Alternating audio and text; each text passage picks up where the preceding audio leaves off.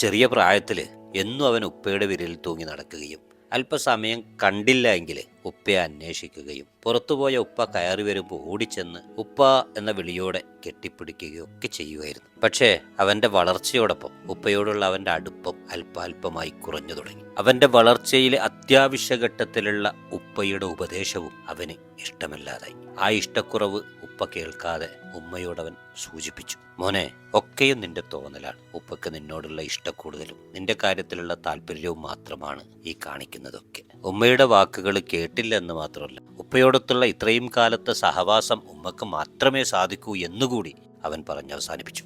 അവന്റെ വാക്കുകളെ വിലക്കാൻ ശ്രമിച്ച ഉമ്മയോട് പഠിപ്പ്, ഭക്ഷണം, കുളി, വസ്ത്രം തുടങ്ങിയ എല്ലാ കാര്യത്തിലും ഇടപെടുന്നതും വഴക്ക് പറയുന്നതുമൊക്കെ നിരത്തി ആ ഉമ്മയുടെ നാവടക്കാൻ ശ്രമിച്ചു. അങ്ങനെ ഉപ്പയോടുള്ള സംസാരവും സമ്പർക്കവും ഇല്ലാതെ കാലങ്ങൾ കഴിഞ്ഞു. അവനും ഒരു പിതാവായി.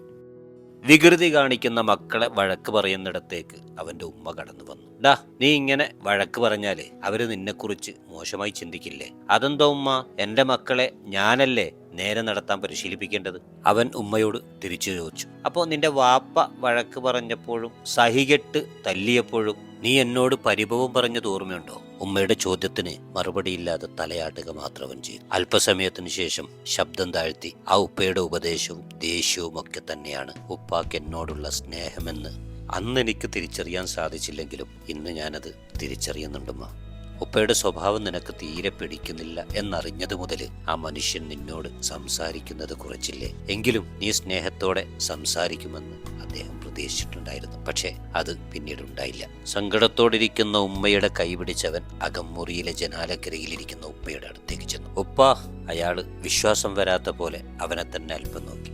ഉപ്പയുടെ ചുണ്ടുകളും കൈകളും വിറക്കുന്നവൻ ശ്രദ്ധിച്ചു. ഉപ്പയുടെ കസേരക്ക് മുന്നിൽ മുട്ടുകുത്തിയിരുന്ന് പ്രായം തളർത്തിയ ചുക്കിച്ചുളിഞ്ഞ ആ കൈകള് കൈക്കുമ്പിളിലാക്കി ചുണ്ടോട് ചേർത്തു. കർക്കശക്കാരനായ ആ ഉപ്പ അവന്റെ നെറുകയിൽ ചുംബിക്കുമ്പോൾ അയാളുടെ കൺതടങ്ങളിലും കണ്ണുനീർ തുള്ളികൾ അയാളുടെ മങ്ങിയ കാഴ്ചയും ഇല്ലാതാക്കിയിരുന്നു.